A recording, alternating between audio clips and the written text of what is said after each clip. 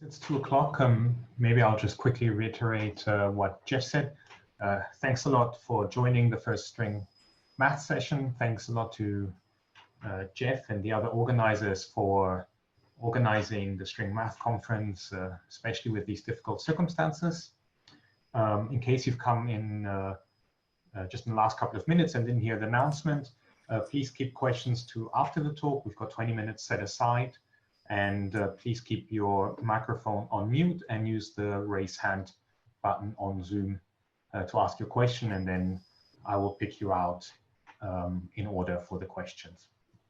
Okay, so with this, let me hand over to Shu-Heng, who will tell us about continuum quantum field theory for fractons. All right, thank you.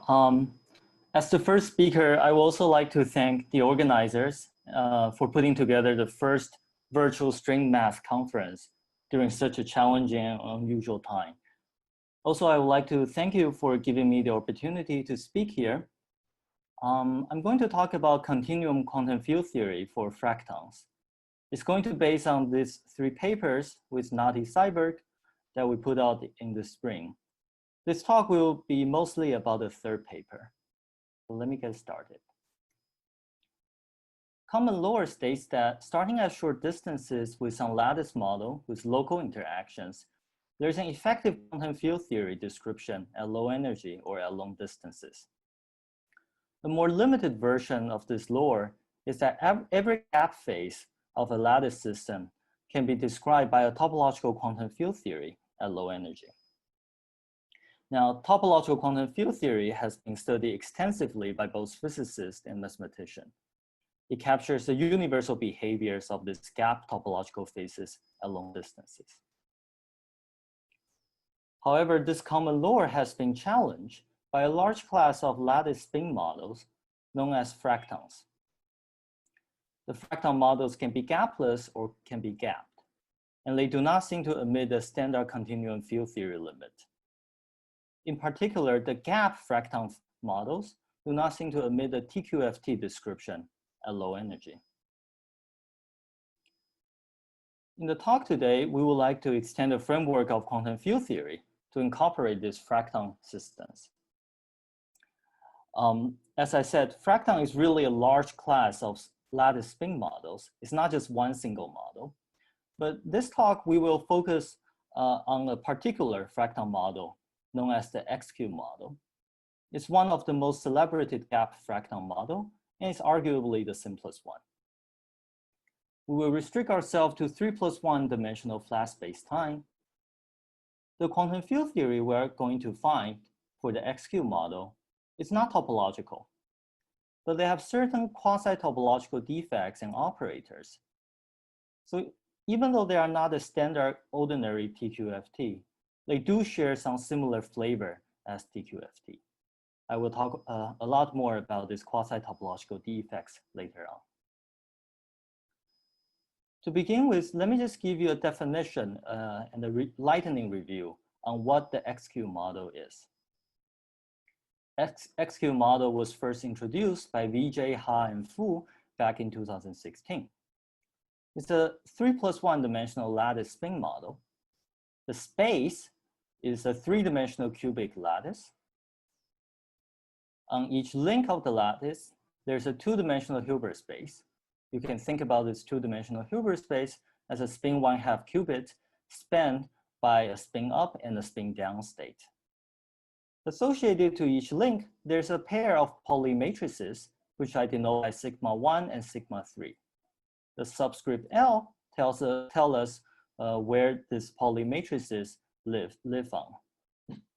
The Pauli matrices obey the standard commutation relations, so sigma 1 and sigma 3 anti-commute with each other, and they both square to 1. The total Hilbert space of this lattice system is the tensor product of the 2-dimensional Hilbert space associated with each link. So now I have a well-defined Hilbert space. I just need to write down a Hamiltonian that acts on this Hilbert space. So the Hamiltonian is designed the following way. Oops, sorry about that. So the Hamiltonian is the sum of 2 kinds of terms. The first term is called the A term, and the second term is called a B term. The A term is associated with a cube. That's the subscript C here. For each cube, there are 12 different links around the cube. And we multiply the sigma 1 associated with each link together. So this AC is a product of 12 different sigma 1s here. In the Hamiltonian, we sum over all such A terms over all the cubes in our three-dimensional cubic lattice. The second kind of term will be denoted as a B term. It's associated with a vertex V and a direction X or Y or Z. Here, let's look at BV associated with the Z direction, for example. To take this vertex V, there are 6 links connected to this vertex V. Out of the 6 links, we only take the 4 of them that are along the X direction or the Y direction, but not the Z. So this product is over the sigma 3 living on the links here and the links here. So there are 4 sigma 3 here. And similarly, we define for BX and BY. In the Hamiltonian, we sum over all these terms together. So at this point, I'm sure some of you are already lost in all this detail of the interaction, whether we multiply the sigmas on the links, in which direction, X or Y or Z. So let me reassure you that the details of these interactions are not going to matter for the rest of the talk. Later on, I will give a self-contained presentation of this model from the continuum field theory language. Here, I just want to be extremely explicit and give you the presentation of this lattice spin model. So now that we have a very explicit Hamiltonian, one can just go ahead and try to solve the spectrum numerically or analytically. I should say that all the local interactions, they're designed in such a way that all the terms in the Hamiltonians commute with each other. So 2 A terms obviously commute with each other because 2 sigma 1s commute. Similarly, 2 B terms commute with each other. It takes a little bit of work to check that if every pair of A and B also commute with each other. In any case, this is the definition of the model. And now you can solve it. And let me tell you what are the peculiarities of this model. So when you solve the whole spectrum, you will find that there are various strange phenomena in this model. And let me just outline a few. First of all, this lattice spin model for generic coupling is a gap model. So if you look at the spectrum at low energy, you have a lot of ground states, and then there's an energy gap, and then there's some excited states. The number of ground states, the lowest energy states, grows exponentially in the linear size of the system. Here, the capital Li is the number of sites along the xi direction.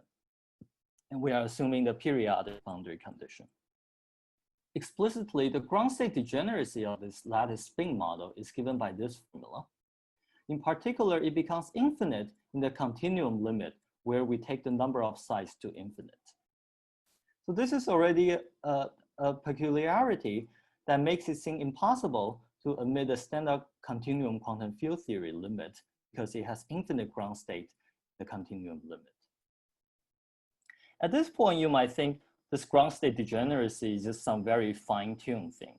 Maybe if you change the coupling a little bit, or if you throw in some additional interaction, this ground state degeneracy might be lifted by all these deformations. But that turns out not to be the case. And that brings us to the second point, that the ground state degeneracy is robust. In the sense that any small deformations by local operators on the lattice cannot lift the ground state degeneracy in perturbation theory. This means that this ground state degeneracy is something really topological. So we have talked about this huge number of ground states. In addition to the ground states, in our Hilbert space, there are also excited states. There are certain excited states or excitations that have energy localized somewhere in space. And these excitations exhibit restricted mobility. For example, there is a kind of excitation where the energy is concentrated around a point in space that's denoted by this red dot. However, you can show that there's no operator on the lattice that you can bring this excitation from point A to point B. such an excitation is called a fracton. And this means that a single fracton cannot move by itself. However, if you have a pair of them carrying opposite charges, collectively in the direction transverse to their separation. Such a restricted mobility also seems impossible to be described by a continuum quantum field theory. So before we really attack the XQ model, as a warm-up, maybe let's consider a more familiar example, the tori code. Tori code is also a lattice spin model, but it's much more familiar, and it has a continuum quantum field theory limit. So let me briefly introduce it. It's defined on a two-dimensional square lattice, so the dimension is one dimension lower than the XQ model. Again, on each link, we have a two-dimensional Hilbert space that you can think about it as a spin 1/2 qubit. And there's a pair of Pauli matrices obeying the same commutation relation as in the case of the XQ model. The Hamiltonian is a sum of two kinds of terms. This time, the A term is associated with a plaquette, and you multiply the sigma 1 around the plaquette. The B term is defined associated with a vertex V, and you multiply the sigma 3 on the links that are connected to this vertex. And the Hamiltonian is the sum of these local interactions. Let's put these two models side by side. They're in different dimensions. Their interactions are different.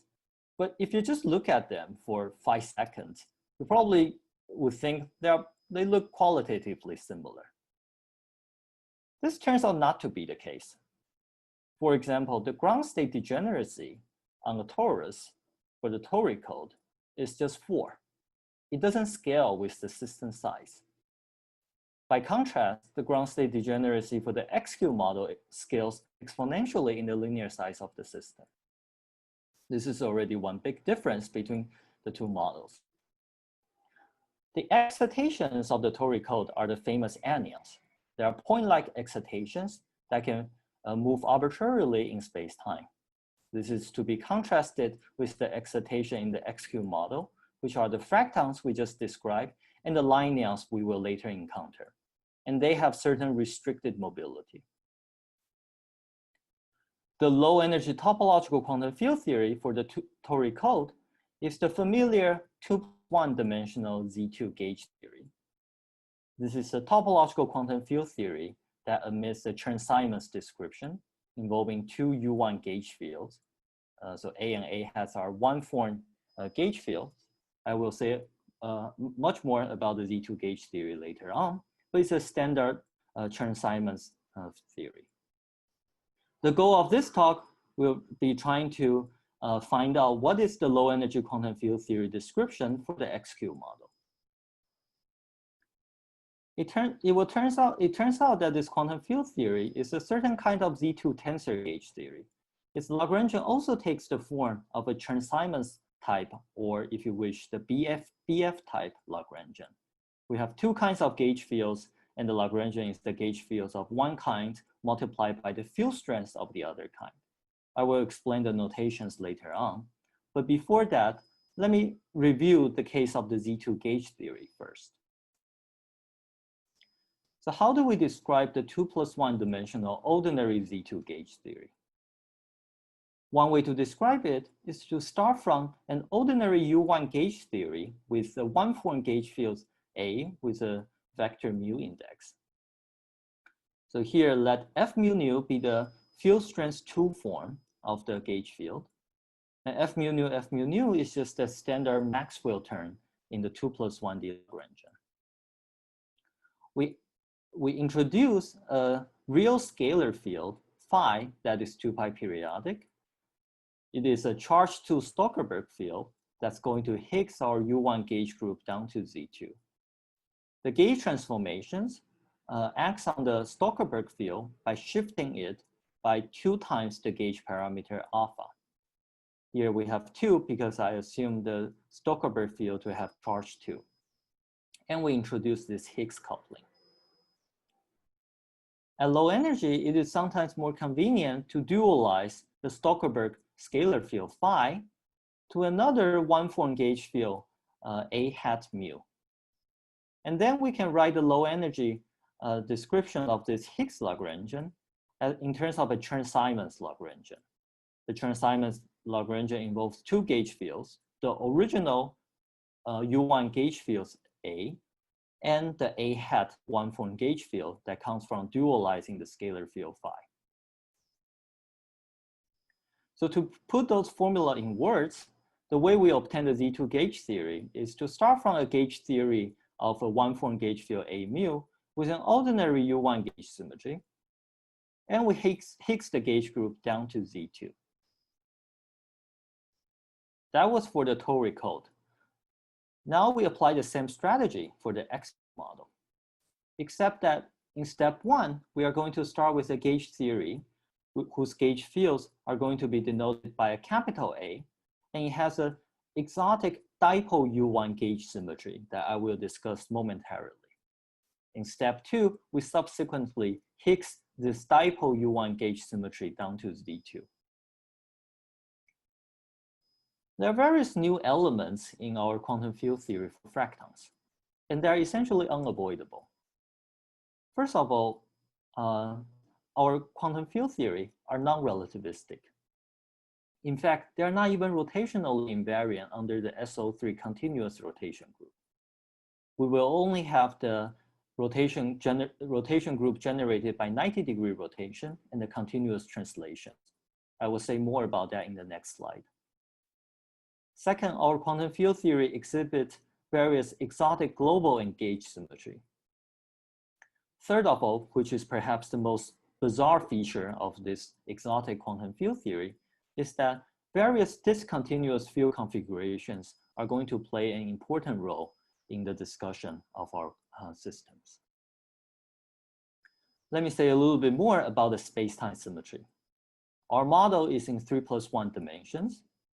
The space-time symmetry includes only the 90-degree spatial rotations, which generates the cubic group. Here we are ignoring the parity and reflection. The cubic group is isomorphic to the permutation group of 4 elements, S4. In addition, we have continuous translations in space and in time. In ordinary relativistic quantum field theory, fields are in the irreducible representation of the Lorentz group. That's why we have scalars, we have vectors, we have higher forms, we have spinors, etc. Since the only available rotation groups to us are the 90-degree spatial rotation group, the cubic group. So our fields are going to be in the irreducible representations of the cubic group S4.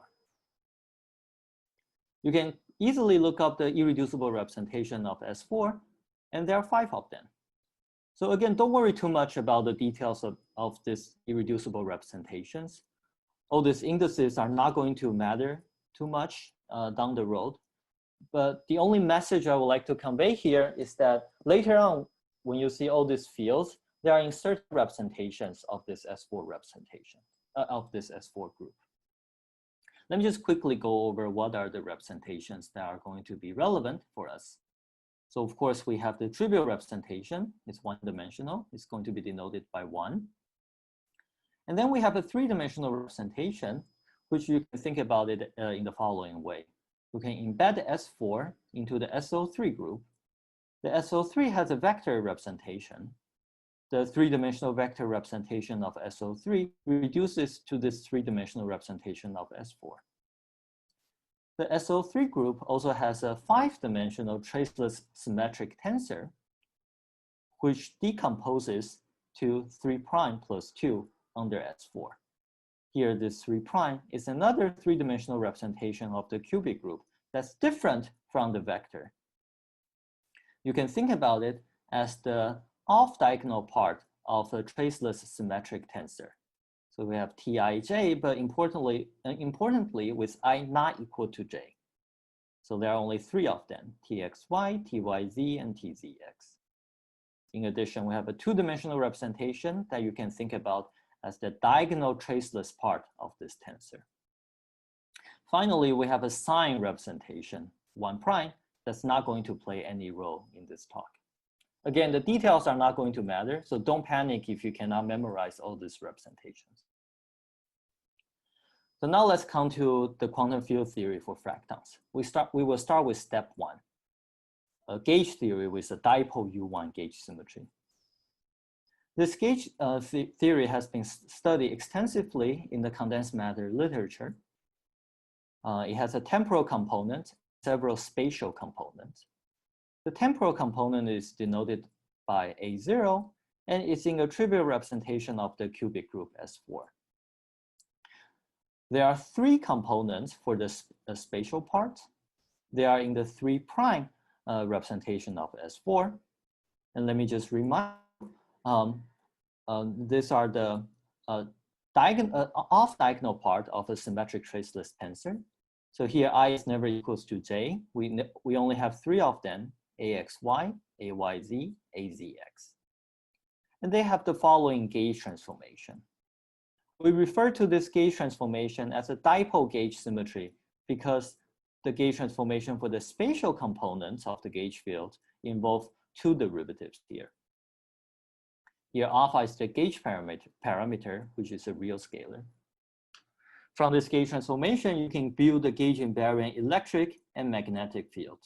They are in their respective S4 representations. Now we can build a Lagrangian for this gauge field, which we will refer to as a U1 tensor gauge theory. The Lagrangian is the sum, is the difference of the electric square and the magnetic field square, similar to what we usually do for the Maxwell Lagrangian. Gauss law takes an exotic form where we have 2 derivatives hitting on the electric field. This U1 tensor gauge theory turns out to be a gapless fractal model. But this is not the SQ model, which is gap. And that brings us to step 2, where we are going to Higgs the gauge group from U1 to Z2. To do the Higgsing, we introduce an additional real compact scale field phi that you can think about it as a charge 2 Zuckerberg field. The phi is 2 pi periodic. So in addition to the Lagrangian for the U1 tensor gauge theory, we now add a coupling to this charge 2 Zuckerberg field. The gauge transformation for the gauge transformation shifts phi by 2 times the gauge parameter, where this 2 comes from the charge of this Zuckerberg field. Again, at low energy, it's convenient to dualize the real scalar field phi to a gauge field that will be denoted as A hat. This A hat gauge field has several components and some complicated indices. I will explain their S4 representations momentarily, but for now, let me just write the final Lagrangian for you after we dualize the Zuckerberg field and go to the low energy.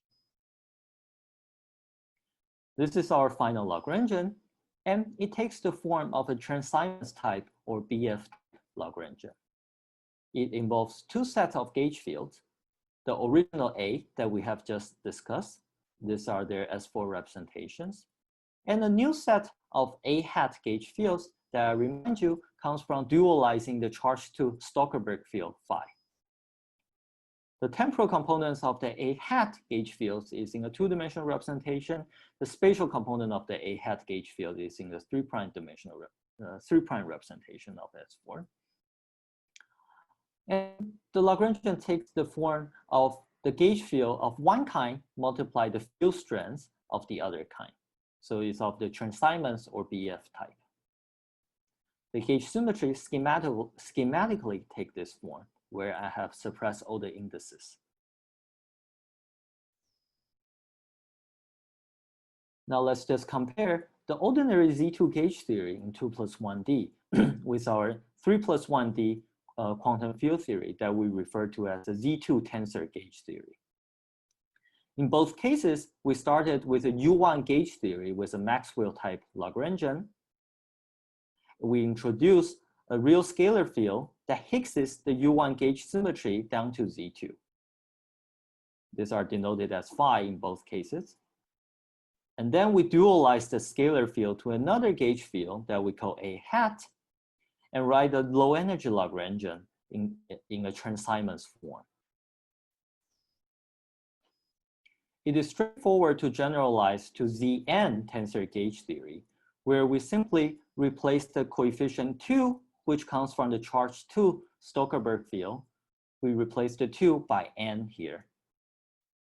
Conversely, you can ask, suppose someone hands you this Lagrangian with the corresponding gauge transformation. How do you know the coefficients or level here has to be an integer? It turns out that the level n is quantized by a discontinuous large gauge transformation on a Euclidean 4 torus. It takes the following form, where theta is a Heaviside theta function, it's the step function. And the quantization of this level really comes from such a discontinuous field configuration, and this highlights the importance of discontinuous field configurations in our quantum field theory for fractons. So now we have a continuum Lagrangian that we propose to be the low energy limit of the XQ model. Does this do the job? Let's try to reproduce all the peculiarities of the XQ models that we review in the beginning of this talk. Let me quickly remind you what are the 3 peculiarities that I mentioned in the beginning. First, there's a huge number of ground states when you quantize the systems on a torus. The ground state grows exponentially in the linearness of the system. We will return to this large ground state degeneracy towards the very end of the talk. The second peculiarity is that the ground state degeneracy is robust. And the third is that various excitations or excited states have restricted mobility. Let's start with point number 2, the robustness of the model. Small perturbations on the lattice at short distances become local operators in the long distance quantum field theory as we do the RG. If these local operators are relevant, they typically destabilize the system and making the system not robust. This is our continuum Lagrangian. We can then derive the equation of motions from these Lagrangians, and you'll find that the equation of motions sets all the local operators, which are the gauge invariant electric and magnetic fields, 0. So these are the equations of motion. So there's no local operator in this Lagrangian at all. Therefore, the Z2 tensor gauge theory is robust because there's nothing we can add to the Lagrangian to deform the theory. So the absence of local operators of our continuum Lagrangian explains the robustness of the XQ model. This is very similar to the Chern-Simons theory and to the more general topological quantum field theory. So this is that's the second point. Now let's come to the third point, where there are excitations of the XQ model exhibiting restricted mobility. Let me remind you that our continuum field theory captures the low energy behavior of the lattice spin XQ model. In the low energy, we only see the ground state of this lattice model. So in the Hilbert space of our continuum field theory, we only have the ground state. We do not see all those excited states. Then how are we going to capture the restricted mobility of the excitations? The excited states, as we go to the low energy, will not be states in the Hilbert space.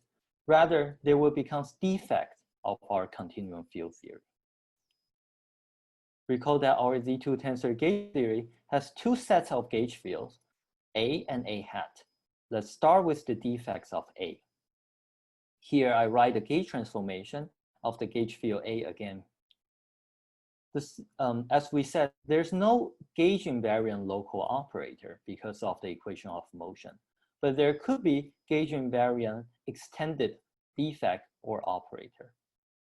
The simplest one is a line defect. So it's an integral in time from past infinity to future infinity of the time component of our gauge field A. You can easily check that this is a gauge invariant line defect. It describes a single fracton in the probe limit that just sits at one point in space, not moving at all from past infinity to future infinity. In ordinary gauge theory, we can write down a more general gauge invariant line defect that has support on a general space-time curve.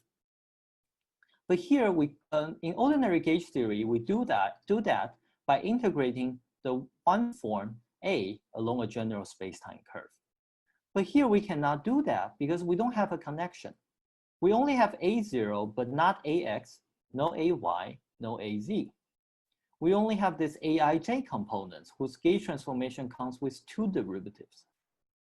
And it takes a little bit of work to convince yourself you cannot write down a gauge invariant line defect that has supports on a general space-time curve using these gauge fields.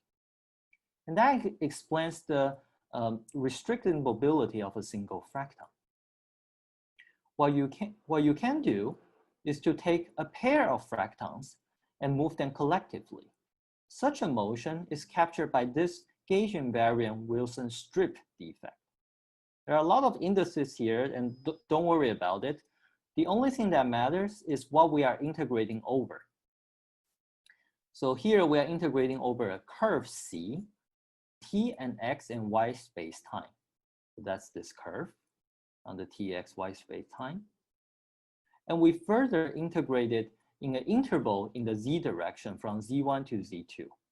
So the total geometry or topology of this Wilson strip is the direct product between this curve C in TXY and the interval in Z. So this is a strip in space-time. And you can check that this is invariant under the above gauge transformation. This describes the motion of a pair of fractons moving collectively on the XY plane. So you can move on a plane is usually referred to as a planon. Therefore, we have seen that the restricted mobility of fractons is explained by the gauge invariance of the defect in our low energy continuum field theory.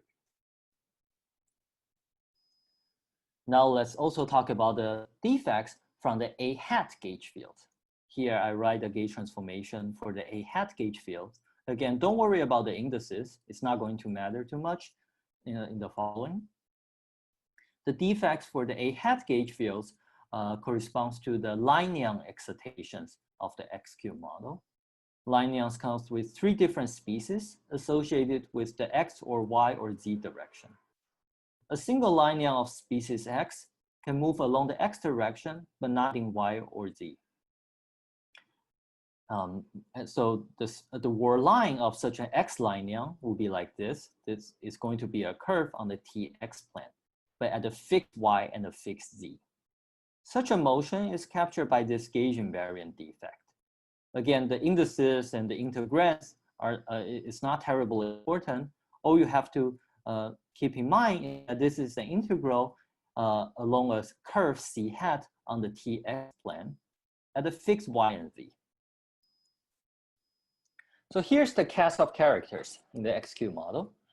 We have fractons and linears that are represented by Wilson defects of our gauge fields A and A hat respectively in the continuum Z2 tensor gauge theory.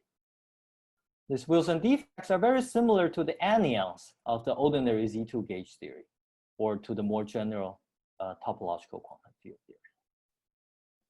The ordinary anyons in topological quantum field theory are topological, in the sense that if you deform the word line of the anyon a little bit without passing through any other operator, it's not going to change any correlation function. Are our fractons and linears topological? Not quite. So let's look at the Wilson strip, the strip operator made out of the A gauge field. It's not completely topological because, first of all, its shape is dictated to be such a strip. And if you change the Z position, for example, if you change the Z1 or Z2 a little bit, that's going to give you a different defect than the previous one. In general, if you change the Z2, the new defect will have a different correlation function compared with the old one. So it's not completely topological. However, since the electric and magnetic field of the gauge field A vanish, the Wilson strip is topological in the deformation of this curve C in t and x and y.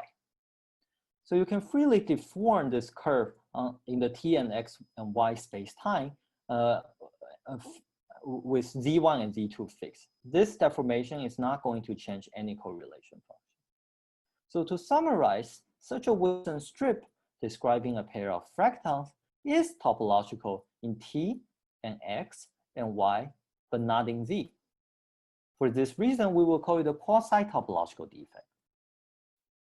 You can consider a special case of this defect where the curve C is at a fixed time. Then it's not a defect, but an operator, a strip operator, to be more precise, acting on our Hilbert space. In fact, this is a symmetry operator generating a Z2 dipole global symmetry. This is a certain kind of exotic global symmetry. In quantum information theory, this is known as a logical operator.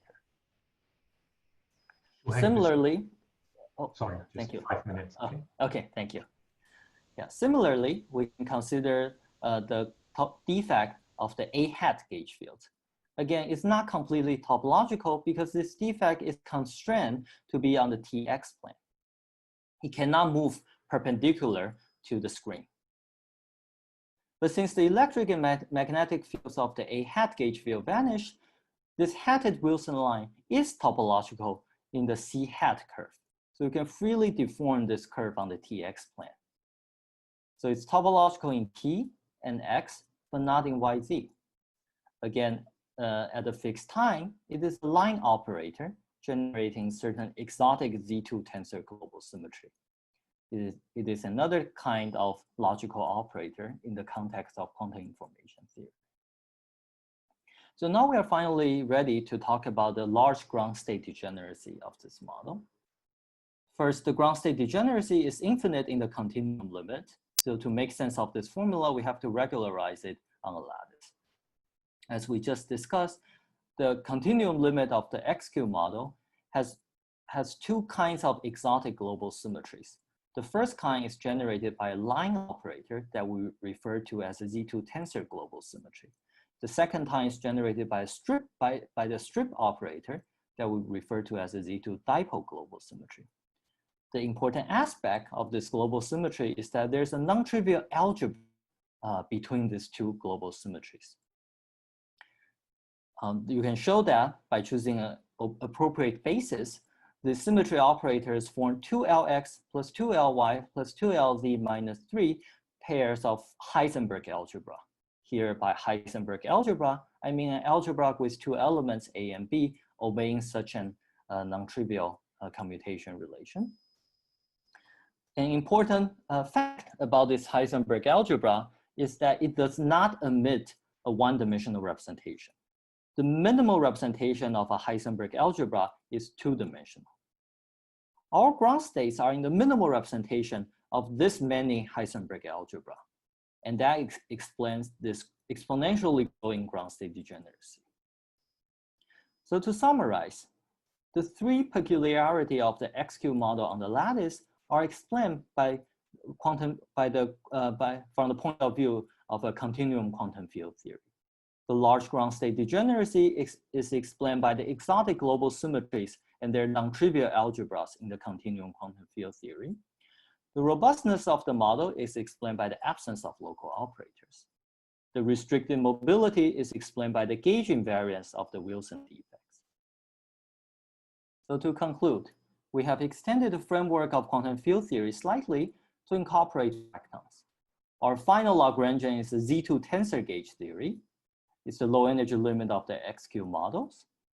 It takes the form of a trans-Simons type, and it captures all the universal peculiarities of the XQ model. It's not a TQFT. However, its defects and operators are topological in some direction, but not in others. So it has some similar flavors as an ordinary TQFT. There are several future directions. First, as I said, Fracton is not a single model. It's a huge family of lattice spin models. And it will be interesting to put all these lattice spin models in the context of continuum quantum field theory. In a paper to appear with Gorentala, Lam, and Nadi Seiberg, we find a continuum quantum field theory for another famous Fracton model known as the checkerboard model. Second, it would be more interesting to place the theory on more general manifolds, and a lot of work has been done in the condensed matter literature along this line. Third, it would be interesting to study certain braiding processes between the fractons and the linears, or the more general quasi-topological defects in this class of model.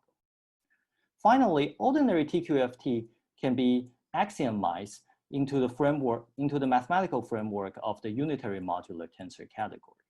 And this gives a mathematically rigorous, precise question of classifying ordinary TQFT. It's natural to ask whether the gap fracton models can be formulated under a similar mathematical formalism. So I think we're still at a very early stage of exploration for these fracton models. And I think there are many more interesting developments to come. All right, I think I have used up my time. Thank you very much, and please stay healthy. Thank you. Yeah, thank you very much. I'll just unmute people. Please feel free to clap for Shu-Heng. Thank you. You anxious? Yes. Hey, thank you very much, Shu-Heng, for this very interesting talk. So let's move to the questions now. We've got a good 20 minutes, so hopefully plenty of time for people to ask questions. There was a question already from Hank Chen in the chat. I think it was partially answered by Nathan, but I'll just get Hank to ask again. I think he wanted a reference. Hank, if you can unmute yourself. Yes, hello. Can you hear me? Yep. Okay, so thank you, Shu-Heng, for the very interesting talk. I've always been very interested about these fracton things. So I was just wondering if there is some reference that talks in detail about the fusion and braiding between the lignons and the planons in a fracton model. Right. I mean, there's really a large literature, especially in the condensed matter physics, about the XQ model. And I believe you can pretty much find a fusion between the fractons and lineons in every one of them. In some of the papers, they have defined certain braiding processes, but I don't remember the references on top of my head, but I can send you in private. Okay, sounds good. Thank you. Okay, if there are any other questions, please use the raise hand button. If you go to the chat in Zoom, there will be a button above where you can type the chat, and then I can pick you out.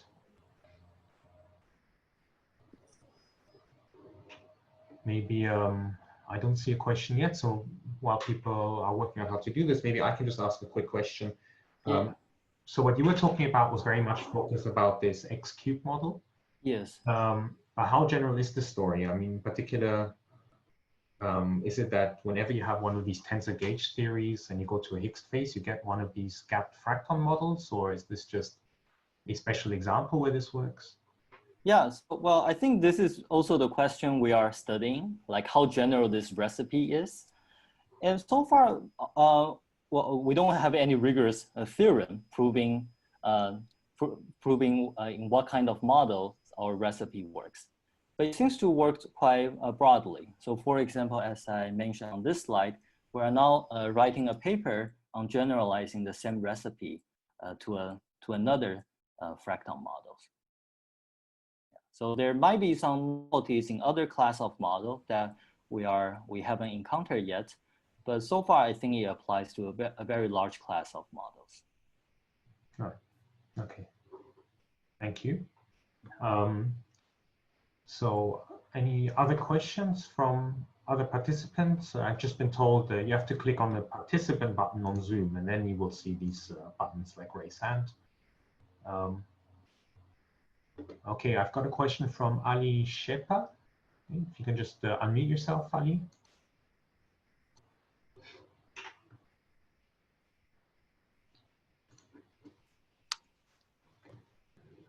Hi. Hello.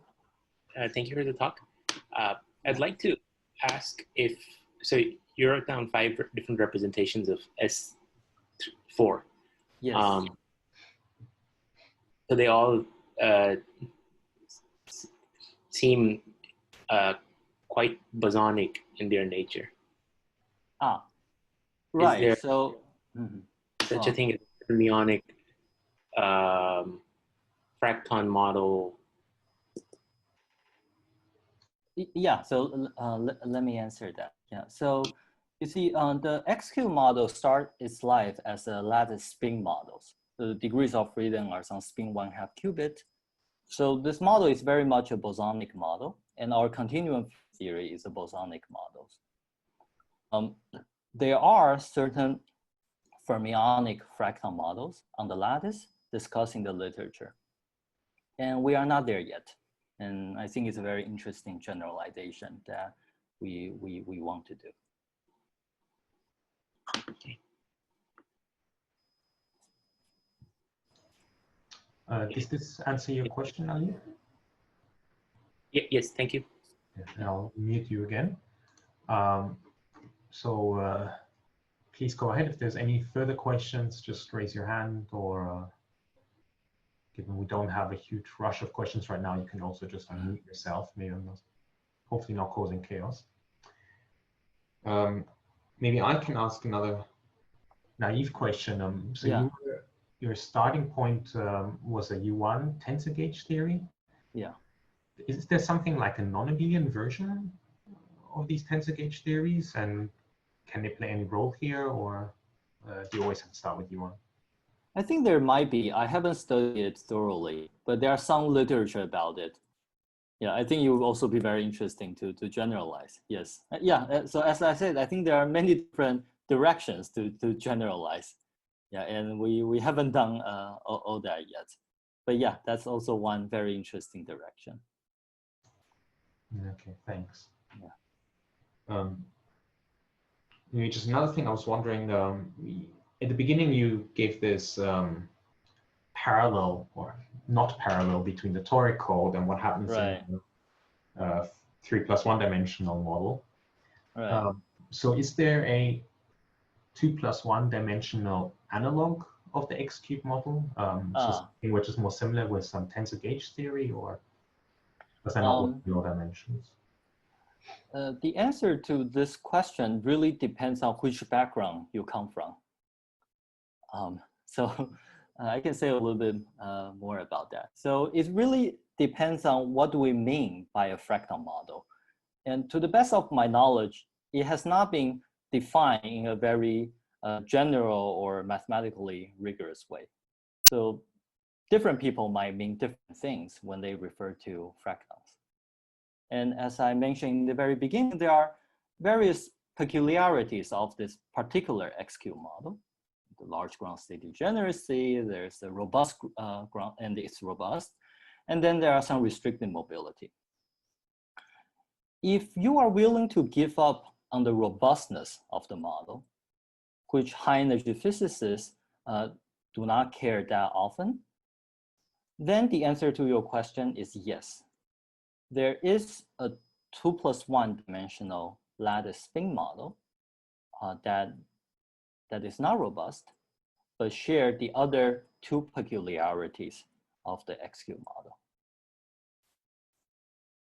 But for condensed matter physicists, they are typically more interested in models that are robust, such as the toric code or the XQ model. Then to the best of my knowledge, you have to go to 3+1 dimensions to have a fractal model in this sense. Okay. And in a way, this jump in dimension, this dimension you can also see in other places of the talk. So in ordinary 2+1D relativistic system, a real scalar field is dual to a one-form gauge field. And here in 3+1D, for our more exotic theories, a real scalar field is also dual to a gauge field. Right. Okay. And then in this 2 + 1 dimensional analog dimension, which is not robust, it's not quite a tensor gauge theory you would be writing down then. Well, it's in different dimensions, but it's actually very similar. So the gauge field, it's basically the same, but now you only have A0 and AXY. Okay. Right. Here, IJ runs over X, Y, and Z. Sure. And now it's only AXY. So yeah, indeed, in our paper, we also call it a tensor gauge field, even though the spatial components has only one component. Yeah. Okay. Great. Yeah. So it works in a very parallel way. That's nice. Thank you. Yeah. Yeah. So yeah, if I'll just let other people raise their hands if they want to ask a question.